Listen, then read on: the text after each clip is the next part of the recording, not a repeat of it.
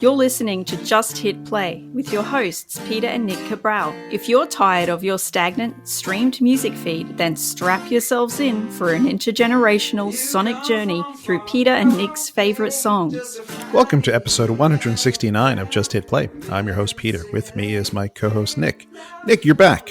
I'm back. Yeah, I'm back. It's been a great couple weeks of traveling and relaxation. All right. So on our last episode, you were about to do a road trip. So tell us about your road trip. What did you do? Where did you started from, like Milton, Ontario, so Toronto, and where did you go to? Yeah. So my dad picked me up in Toronto, and from there we drove to Gatineau, stayed the night. Then we drove on the next day to Trois-Rivières in Quebec, and then we stayed in New Brunswick, and from there Halifax, and then Charlottetown, PEI, and then we made our way back. So we stopped in Edmundston, and then which is also New Brunswick, and then Montreal, and came back home. We did that over about 9 days. Right. Did you share the driving, or was it pretty much just your dad? Oh no, we split it pretty 50-50, I'd say. Okay, yeah. And how is your French? Are you pretty good with the French?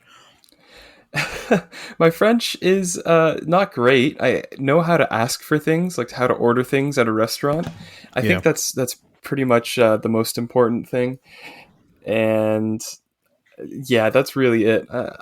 I've got some broken phrases and some stuff like that, but overall, I wouldn't say my French is great.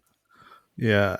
One of the last times I was in Montreal, I usually bring a map with me. This is before mobile phones. I usually bring a map with me and point to where I want to go when I get in a taxi cab where they don't speak English. And I forgot to bring a map, and I tried in my French to say I wanted to go to the Latin Quarter in Montreal, and the cab driver had no idea what I was saying. And then I said it a couple more times, then he nodded like he knew what I was saying, and then he dropped me off in Chinatown, which was nowhere near the Latin Quarter. And I'm like, all right, I'll wear this one. I just got out and walked half an hour from Chinatown to the Latin Quarter. So I wore that one. So I always think it's funny when you visit Quebec and Montreal, how, sometimes people will speak English and sometimes people will not. Yeah. Yeah. Some people just, don't, which is totally fine. Yeah, that's great. And I feel like I know enough to get along, enough to make an effort and have that effort appreciated. And then usually they take pity and switch to English. Yeah. I love Quebec City. It's one of my favorite cities in the world. It's such a beautiful place. And I love Quebec. Quebec is gorgeous. Yeah, I love Montreal. But I really liked all the places we went on the road trip. Like PEI in particular was just so beautiful. We spent a day driving around, going to different beaches and parks and doing some trails and walks. And that was fantastic. Saw a lot of really nice scenery and whatnot. So that was definitely a highlight. Did you go to Green Gables at all? No, we did not go to the Green Gable, set up the museum or anything like that. I had no interest really. Okay. And did your dad leave you on an island as he paddled away? No paddle boating. So okay. Not that I wouldn't have gotten into a paddle boat with him anyway. After no, the fair story enough. You told. Yeah, fair enough. It's disconcerting. It is. So yeah, it is. You don't want to do that. And your other family, your mom and stepdad, are in Paris. Is that correct? Like Paris, France, not Paris, Ontario? Yeah, my mom and Maddie are in Paris. Oh, Maddie. Okay, cool. Yeah, they're in Paris, France right now, and then going to London after that. Yeah, that's fantastic. I love traveling, and I was just in Sydney and Cairns, and I'm going back to Sydney next weekend, and that's about it for me traveling. I think for a little bit. I think I'm pretty busy being here in Brisbane, Australia. So that's where I'm going to stick around for a little bit, but get to do these tiny little trips. So I'm looking forward to that. Nice. Yeah. And how has your traveling been? I love Cairns. Cairns is one of my favorite places in the world. It's so tropical and just so lush and green. It's every time I go to Cairns, it just rains and rains and rains. Well, you're in the rainforest or rainforest adjacent, so it does rain a lot. Right. And it's really warm and it's really sticky and it's rainy. So add all that together. It's an interesting place. But for the wildlife, as a photographer, and as my hobby is bird photography, Cairns is like the best place I've ever been to. Like it's crazy, like the parrots and the different kinds of birds you get. And I found a cassowary. I think I told you about the cassowary, one of the most dangerous birds in the world that can kill people. So I found a cassowary. Anything in Australia really can kill you. I opened up my mailbox the other day and there was a spider living in my mailbox. So I sort of have been avoiding my mailbox for the last few days. People can reach you by email now then. Right. Future. There was a carpet snake, like a boa constrictor, in my garage that I just saw like the body of. I never saw how big it was. It's moved on, I think, because I haven't seen it in a while. It's either that or it's hibernating for the winter, as we're getting here into winter in Australia. So there could or could not be a snake living in my garage. I don't know. I guess I'll find out in the springtime if it's still there. Yeah, that'll be a fun discovery for you.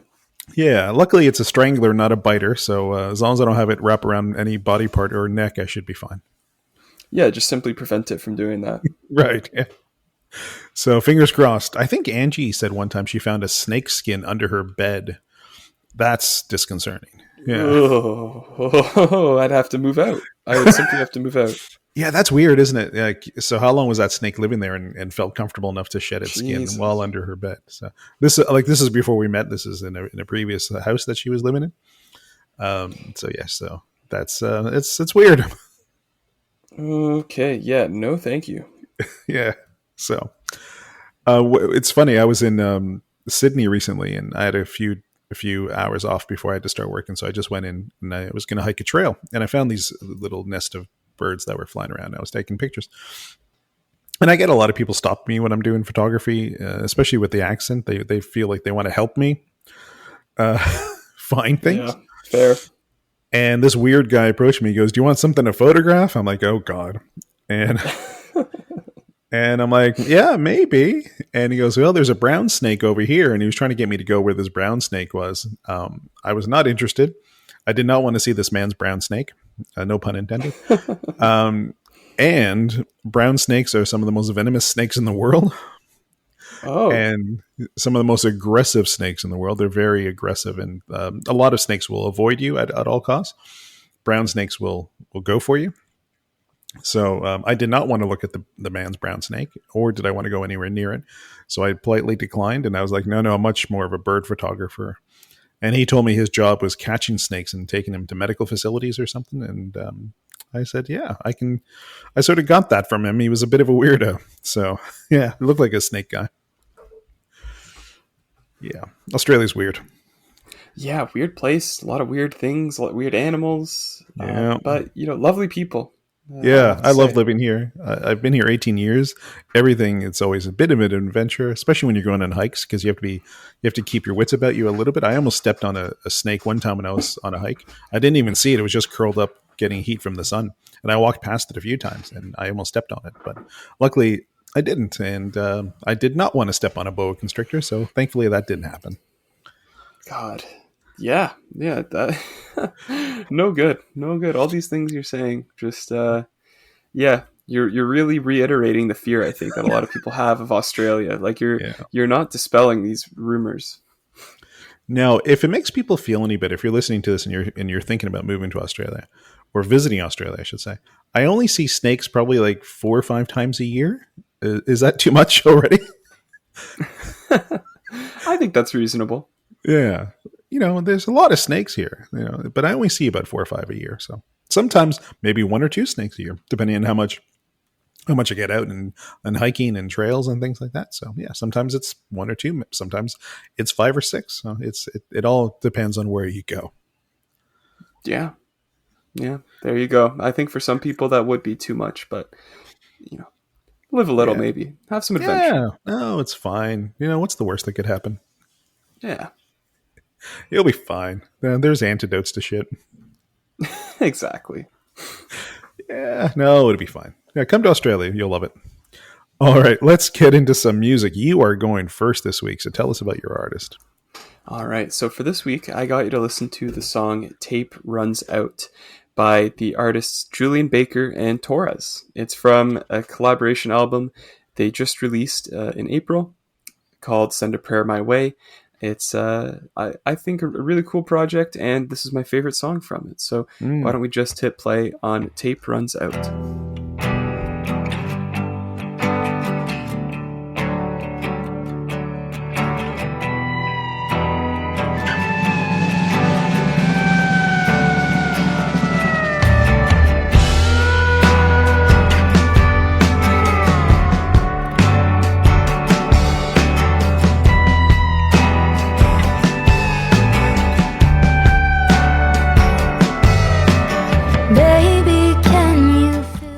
So we've done Julien Baker in the past. We've done Boy Genius, a band that she is a big part of.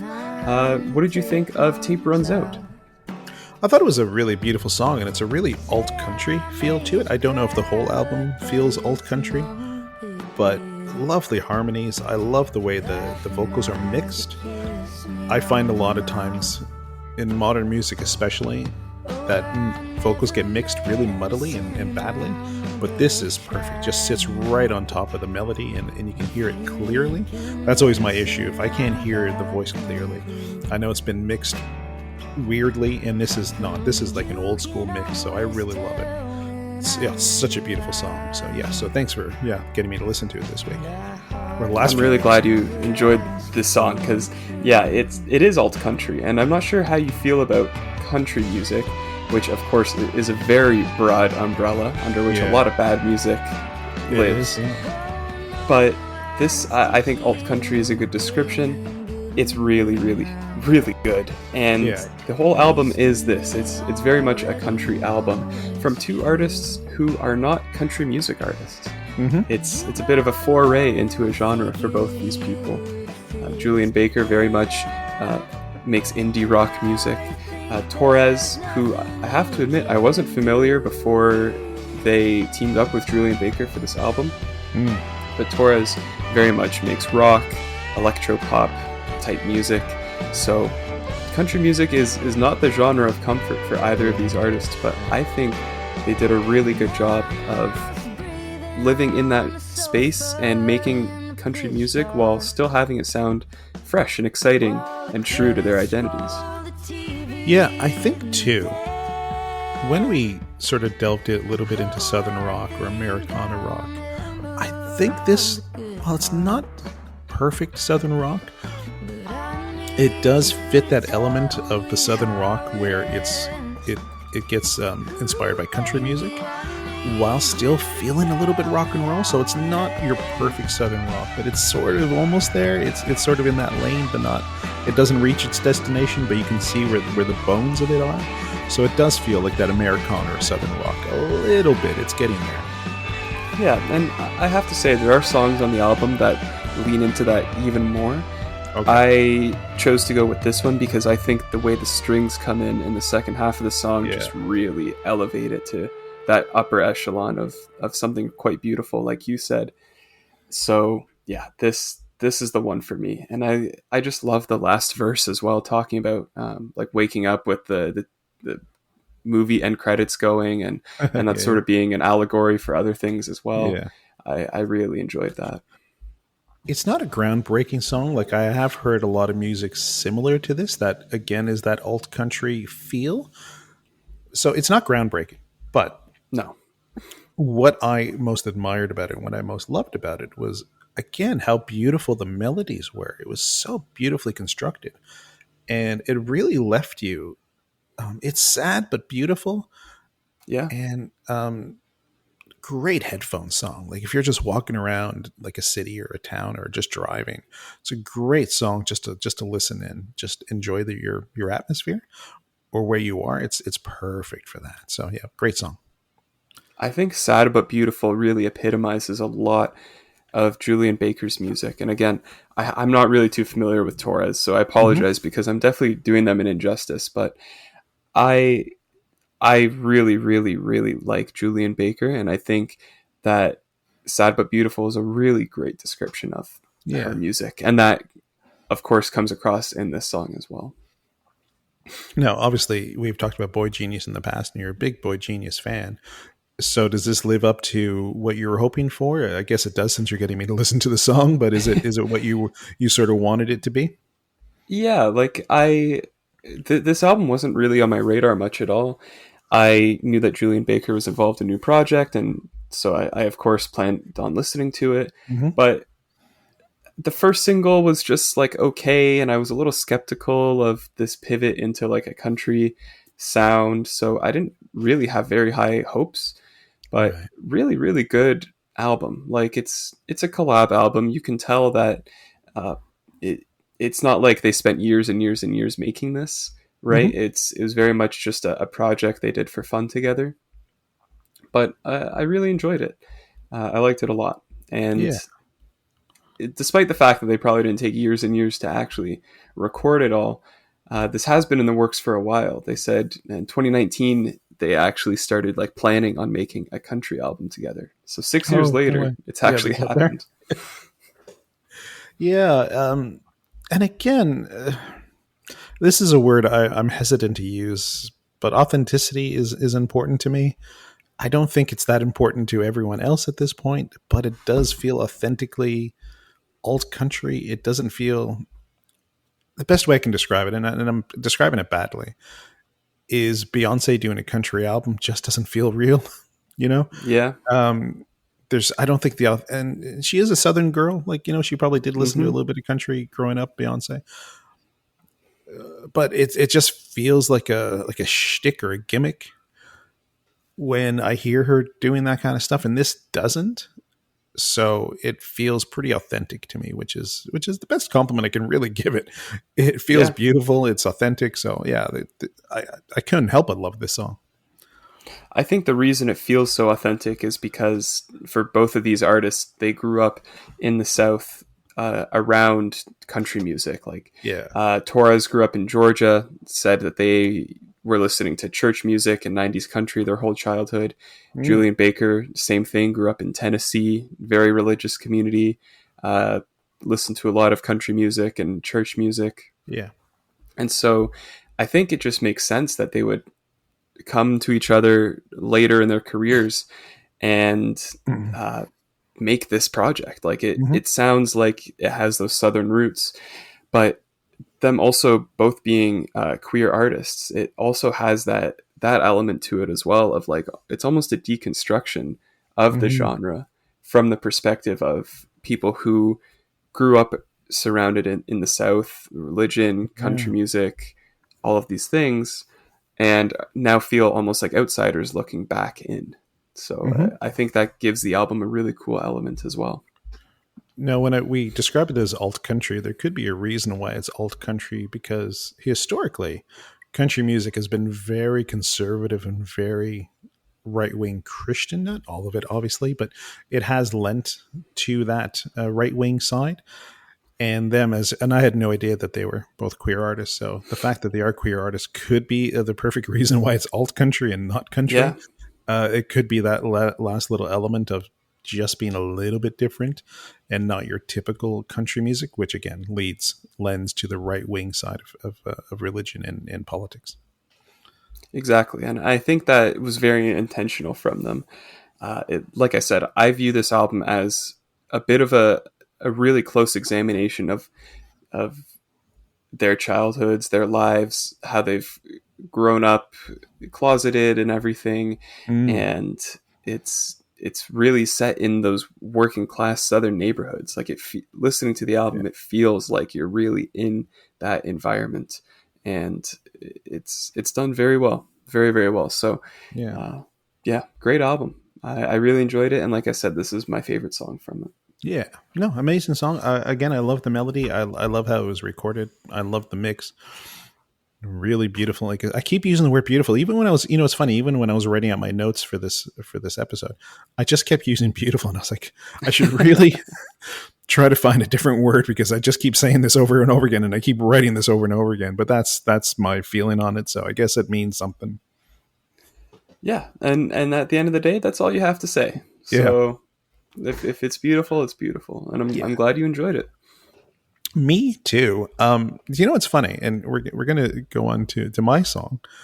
the B-52's, and we're going to listen to Love Shack. The B-52's themselves are a southern band. They're from Athens, Georgia. So Georgia's pretty south, not south Texas south, but quite south as well. And the reason I chose Love Shack, which is a song you've heard before and you know, is because I got you to listen to a lot of Gen X and why is Gen X so miserable. So we listened to a lot of sad music over the last few episodes. And I wanted to steer clear of that for a little bit and go into another Gen X song. But we're going to listen to Love Shack, which is completely different from the other songs I got you to listen to. So let's, Darren, just hit play with B-52's and Love Shack.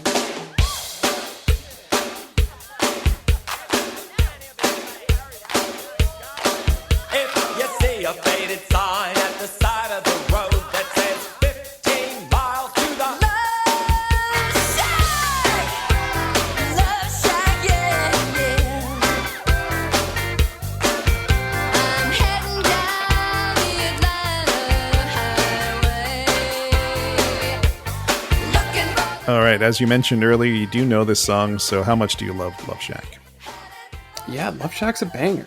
Yeah. That's to put it simply, this song slaps. It's fun. It's got so much heart and personality to it, and you can just tell that the band had such a good time recording this, and I'm sure they love playing it live too. Like, it's really just a fun, really great, upbeat, danceable song, and a classic, right? It's survived to this day.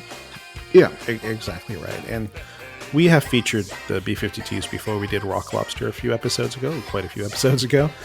And Rock Lobster is a bit of a weird song, and this is more of a traditional sort of pop song. It's not as odd as Rock Lobster. And this song came out on an album called Cosmic Thing, which was released in 1989, so June 20th of 1989. And the B-52's were founded in 1976. But this was only their fifth album, so they have not recorded a lot of albums prior to 1989. So they don't have a lot of material, and their career was on a bit of a downfall. They were sort of a forgotten band. But like we've said in the past, if you want to be relevant and you want to, have a career, write good pop songs. Yeah. And this just catapulted B-52's back into the mainstream, and this was a huge hit. It was their first top 40 hit in America. I think it went to number 3. It went to number 1 in Australia, number 1 in Ireland, New Zealand. I think it was number 2 in Canada. So in the United Kingdom, it was top 5. So this was a huge song for them, and it was everywhere because it's such a catchy song and such rememberable lyrics as well. So yeah, one of those just classic songs from the late 80s, early 90s, and it was giving you a hint of, as the 80s were ending, it was giving you a hint of where music or rock and roll was about to go. And I think Love Shack is a brilliant song. It's just perfect pop song. Yeah, that's my favorite. Excellent song. Yeah. Now, let me ask you, when you would have been, 16, 17 if the song came out? 15 when the song came out, yeah.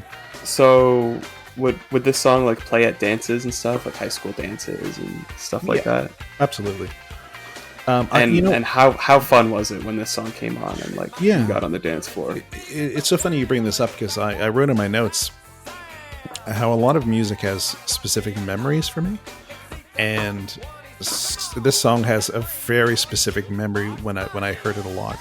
So when I was 15, I worked in the Keg restaurant, which you probably would know. It used to be next to Burger King. Where Burger King was in Streetsville, Meadowville area? Yep. There used to be a Keg restaurant not too far from there. And when I was 15, I would ride my bike and I would go and I would wash dishes at this Keg restaurant. And I fucking hated that job. It was the worst job. There was a lot of dishes. And I had no work ethic whatsoever. And I'd work till midnight or 1 o'clock in the morning. I'd work weekends, obviously. And I hated it so much. But every night, for some reason, this song would come on. I must have been on their Keg playlist. And for that 4 minutes or whatever, however long song is, how long the song is, would be sort of the best part of the night. And you sort of wash dishes to a bit of a beat. So that's my memory of this song, is working at the Keg and washing dishes happily for those 4 or 5 minutes. So yeah, that's my memory. So the B-52's really just saved this job for you, saved your dishwashing career. Yeah, for 4 or 5 minutes a night. Yeah. Wow. That's really funny that the only Yeah. solace and Yeah. like hint of peace and happiness you would have is when Love Shack came on. Yeah, I did not like washing dishes at the keg. I was much more interested in doing other things at the age of 15, 16. So the washing dishes at the keg was not an interest of mine. And I did not last. I think I was there for a few months. I did not last long. Yeah, fair enough. Fair enough. Well, you got to thank the B-52's Yes. for that one. Yes, I do. The other weird thing about this song is that this was the last song added to the album, and this was the last song they mixed and recorded. This was just a mess of a song until they got to the chorus. They found the chorus, and they're like, "Okay, this is a hit song." Yeah. And it was. They were absolutely right. It was their biggest hit of their career. So, yeah, it saved their career, really.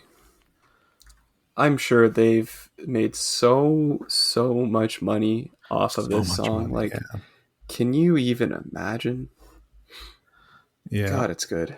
No, if you have a top 5 hit, especially in the 80s and 90s when you could make money off having a top 10 hit, this would rake in a lot of money. And then you can, like use it for movies or TV or ads. Like you can lease it to a lot of things. So that's when you sort of can rake in the money. So yeah, this is, as Tom York said of Radiohead, like I think he called his house the house that Creep built. Yeah. I think they could have something like this with a house that Love Shack built. So let me ask you: do you Yeah. know, to your knowledge, has anyone ever found the Love Shack? Like, Yes, I have some the notes on inspiration that. for the song. Yes. Okay. So this is in reference to a nightclub that's in Athens, Georgia, called the Hawaiian Halley.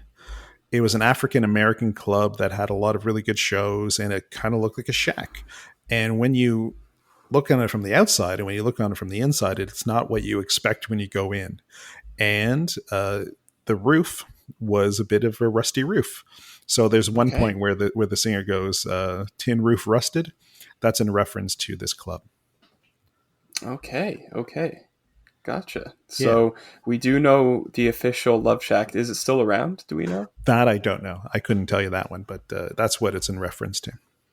I hope it's still around. Yeah. It sounds like a pretty sick place. Can't lie. Hawaiian Hale. Yeah, and even Rock Lobster, which we listened to earlier. I don't know if it was in reference to this club, but in Rock Lobster, they would be at a club and there would be a lot of videos shown on a big screen TV or like a projection TV. And it was like a lot of like sea life, that kind of thing. And that's where they came up with the name Rock Lobster. So it's the 2 songs that we've listened to are in references to nightclubs that would have been around Athens, Georgia. Okay. Wow. Yeah, and one of my favorite Outkast songs, Spotty Odie, Dopalicious, also about Yeah. a nightclub in Georgia. So there's something in the air down in Georgia. A lot of good clubs and stuff happening. Well, another big band out of Athens, Georgia is REM. And Okay. they have an album called Automatic for the People, which is in reference to a chicken restaurant that they said that the chicken's so good it's automatic for the people, which is I think was their tagline for the restaurant. So again, there we go. We have a lot of different things happening with Georgian restaurants or Athens Georgian restaurants.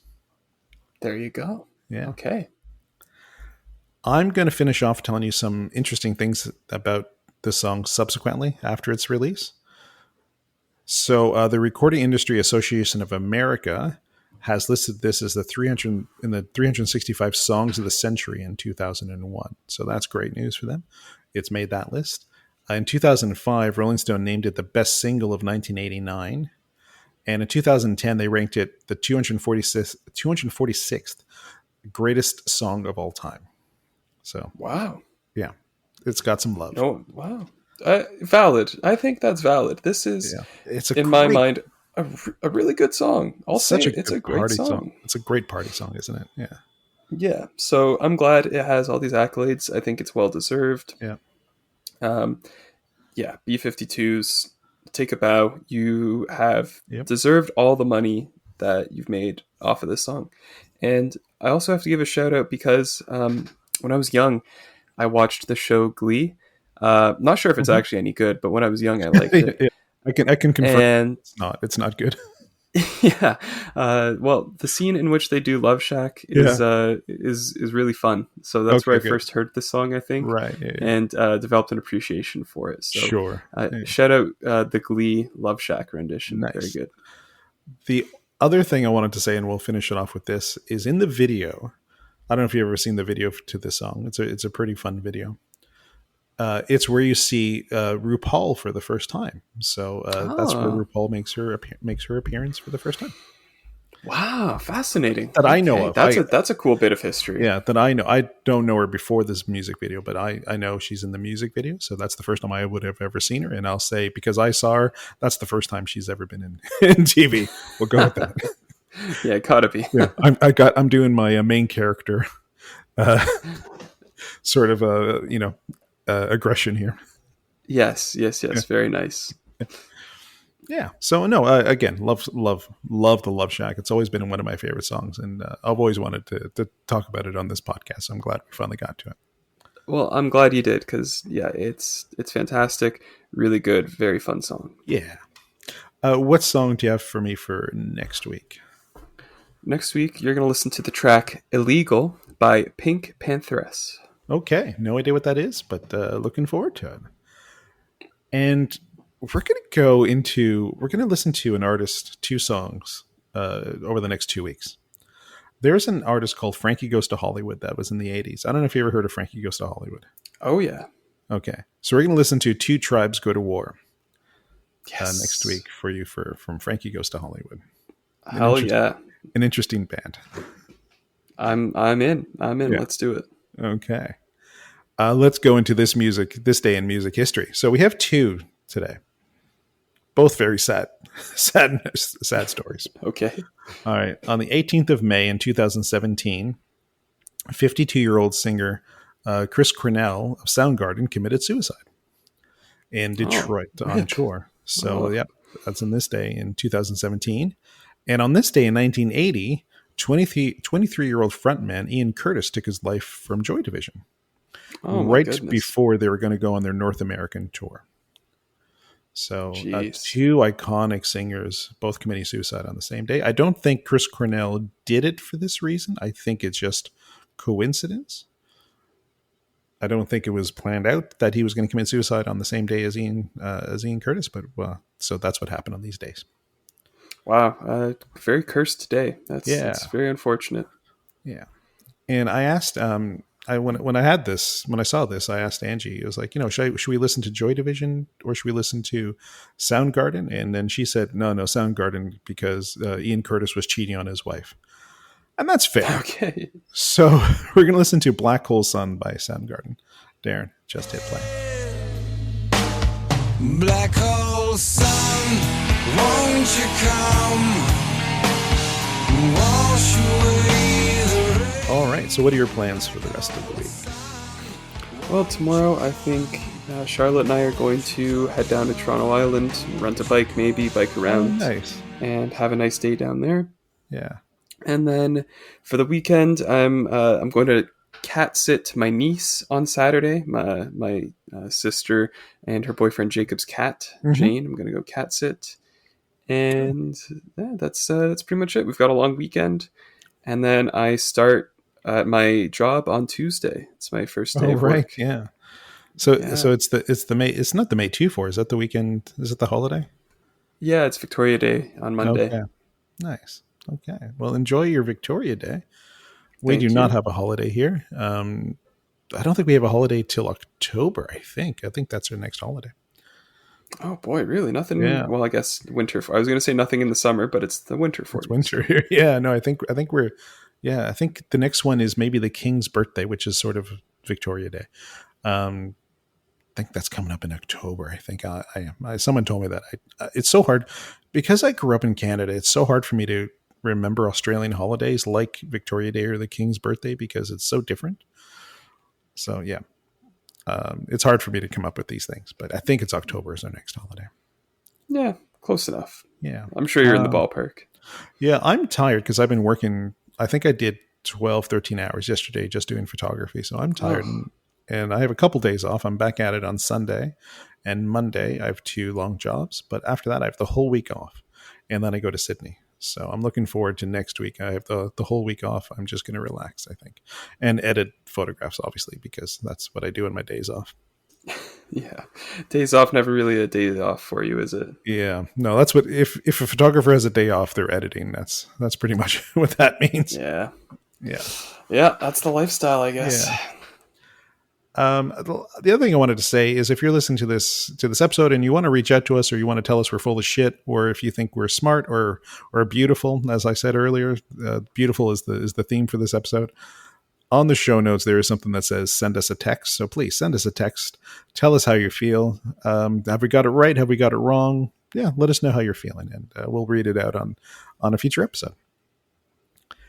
And now we're going to get into our independent artist, which is Anyhoo. So Anyhoo has a brand new song, their debut song, which is called How I Feel. Now, Anyhoo is Tiffany Paris, and she used to be the lead singer of a band called Mazza that are out here in Brisbane, and we featured Mazza a bunch of times on this podcast. So Mazza have unfortunately broken up, so now she's taken her own solo career with her artist name is Anyhoo, and this is How I Feel, which is a beautiful song, and I hope it gets played worldwide. And let's give her some love and download her song, play her song, stream her song, give her money, whatever you need to do. So thank you, Anyhoo, for letting us play your song. And this is How I Feel. Nick, we're going to talk to you next week. You got it. Every night I close my eyes, hear myself. Every night I close my eyes, save myself, 'cause no one else will. I can't force you into feeling if you do not feel for me. This is how I feel. Take it diving into the ocean. This is how I feel. Forget it if you don't get it, 'cause it's so real. Never mind if you take a word over mine, 'cause you know I never really got to speak my mind.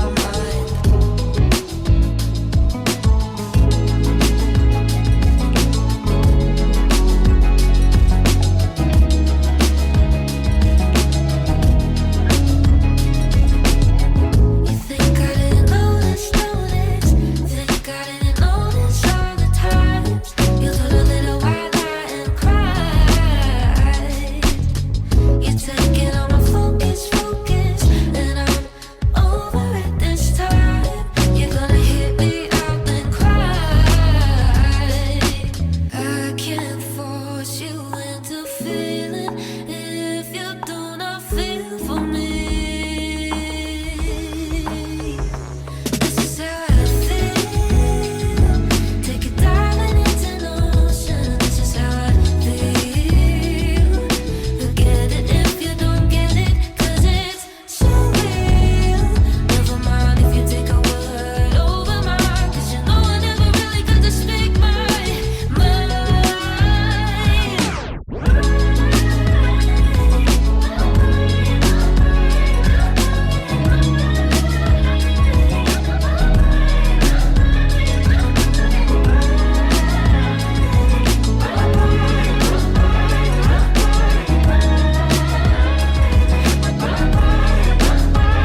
You've been listening to Just Hit Play. To contact your hosts, Peter and Nick, or to be featured on an episode as musical talent, email justhitplay7300@gmail.com.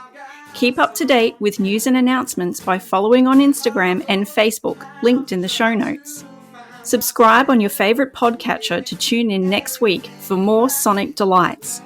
And if you can't wait till then, check out the Just Hit playlist on Spotify, linked in the show notes. A special thanks to Braden Munch for the theme song, and thank you for listening.